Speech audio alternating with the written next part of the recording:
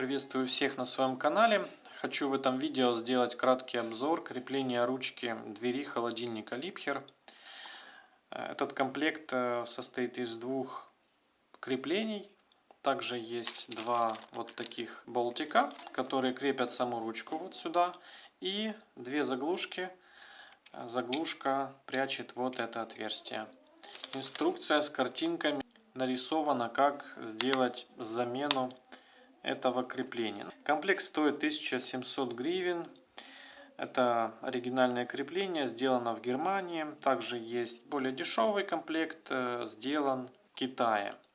В районе 400 гривен можно найти самый дешевый комплект.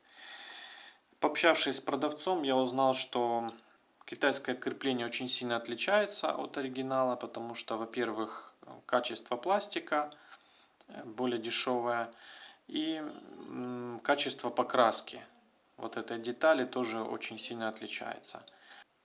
Добротно сделано. Хочу показать вам толщину пластика. Вот взял я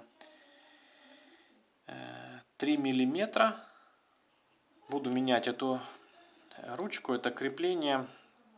По фотографии я увидел, что поломалась вот эта часть, где соединена ручка. Почему? Потому что, как я понял, постоянно идет усилие. Вот в эту сторону она открывается. И вот тут идет нагрузка. Очень толстый пластик, крепкий. То есть он не мягкий, он довольно такой хороший, качественный пластик. Ну, я думаю, что эта деталь будет работать долго. Поставила комплект на ручку. Вот то, что поломалось, в 2 раза тоньше.